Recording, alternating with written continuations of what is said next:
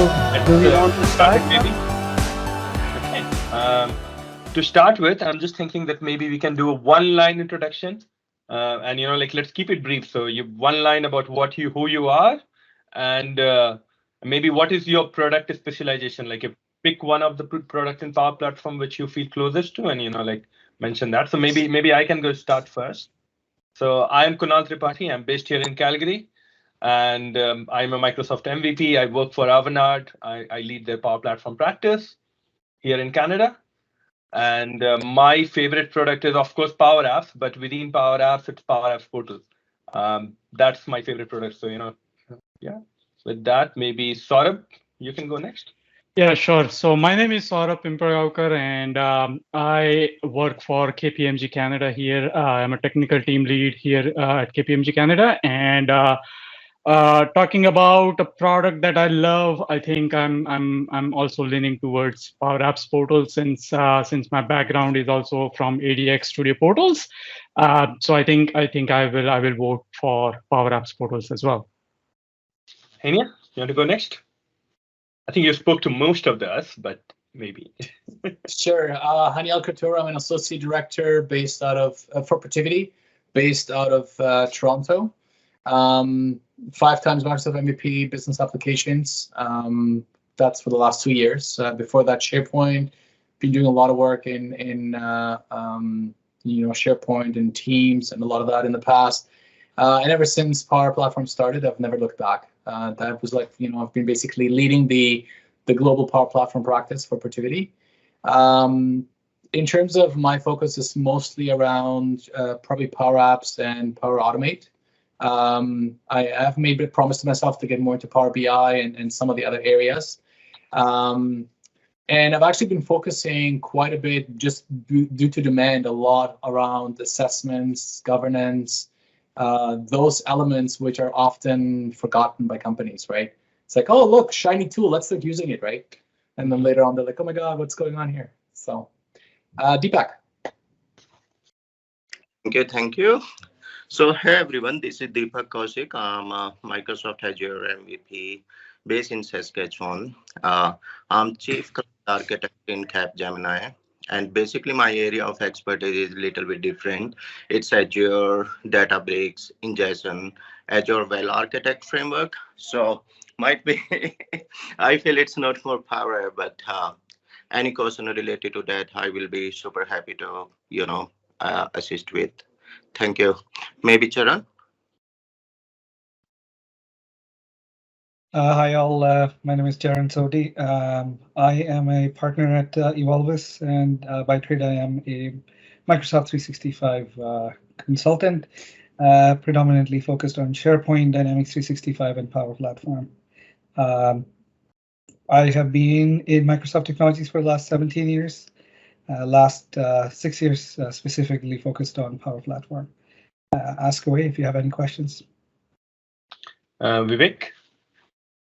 Hi, I'm Vivek. I have a company I'm a founder of company in Canada, which is Insight to Actions.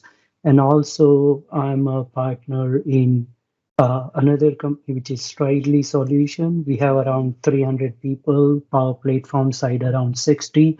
So if you ask me, and also I'm a full-time MVP in Power Platform.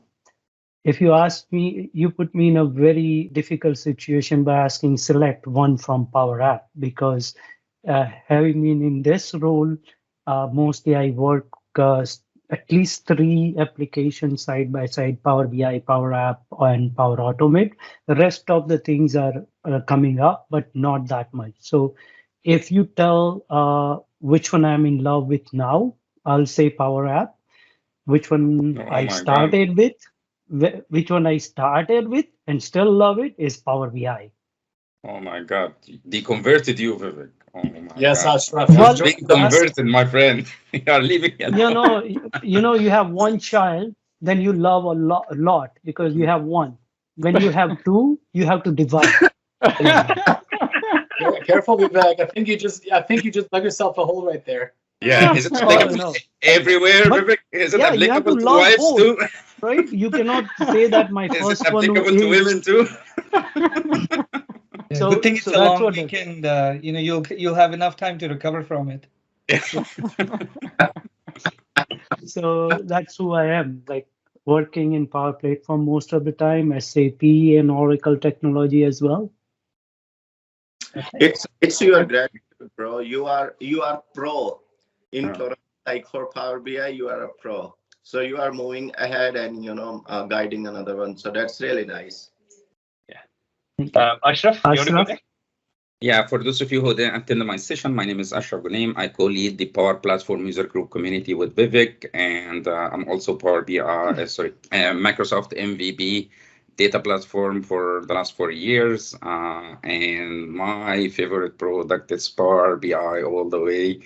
No conversion, no changes. I'm so loyal and so committed to Power BI.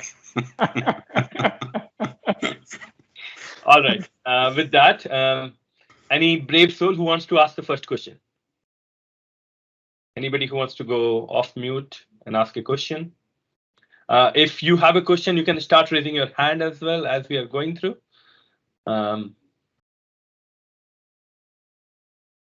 Okay, so there was one question which came in Slido. So we'll pick up some of the questions which came in Slido, and I think the first question I have here is, how do we bypass the consent in Power Apps when user opening app for the first time? So this will test whether Vivek has really transitioned to Power Apps or not.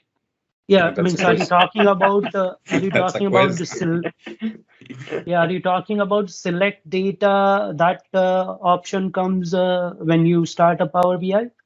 You can unmute yourself and say that. That question was in Slido, so I don't know if we know who actually asked the question. But Yeah, there are.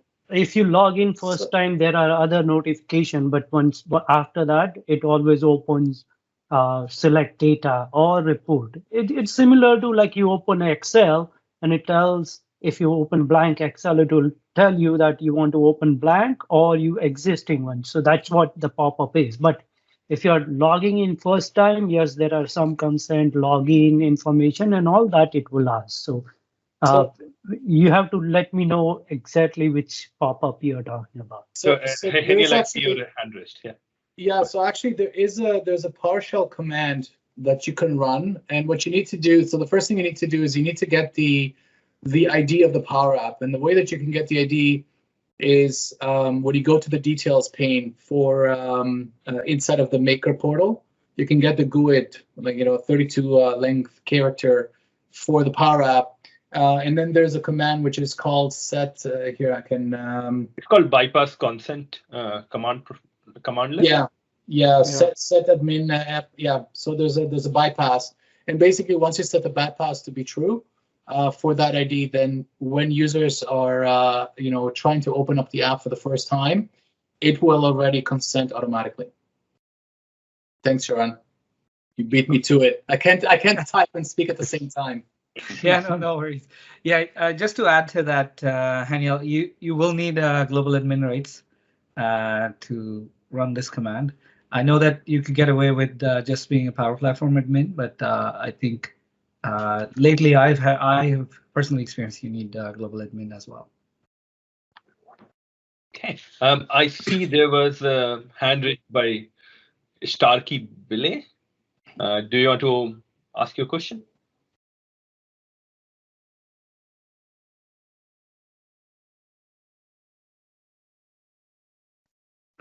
Come on, guys, ask us this question. If you don't ask questions, we will ask you questions. So. I'm sorry. I was muted. Can I speak? Yeah, sure. Go ahead. Yeah. Okay. So just one is about licensing. We have users with an E5 license, and when it comes to Power Apps and Power Automate, licensing is always tricky. Fun topic. So, with that E5 license, how far can a given licensee be able to use Power Automate and Power Apps? Not talking about those with premium connections, but like a regular kind of thing to do against SharePoint lists and libraries? And number two, is there some kind of PowerShell script that I can be able to run as a SharePoint admin, not a global admin, but I can also talk to my global admins to be able to know, about Power Apps, who created what Power Apps and what Power Automates within a given tenant? Thank you. I don't want to steal all the answers, but I can start it off maybe. Sure, Haniel, go ahead. So in terms of the first part of your question, when you're talking about the licenses, when you're dealing with only the standard connectors, so these ones are SharePoint, OneDrive, Teams, Outlook, the basic ones, you can build basically as many flows and Power Apps as you want. The one thing you do have to be aware of is that there are limitations on the number of calls you can make, how many API calls. So think about every action is an API call. There's going to be limits on it. If you do workflows, let's say, that goes through a lot of them, then you might be throttled. Also, the amount of time it takes. So if you're building, for example, a workflow that is called or that is triggered on a SharePoint item creation, the timing that it takes from when that workflow is called will be longer than if you have a premium license. So those are just a couple of things to consider. But I have not hit a limit yet on with the standard license on just interacting with SharePoint. So that's the first part. And then in terms of the SharePoint admin being able to get a list of Power Apps, workflows. So there's a PowerShell module that you can run, but it's going to give you information about your own unless you're an admin. I'll add to that. I think since I am an advocate of Center of Excellence Starter Kit, I think it's a must-have if you're really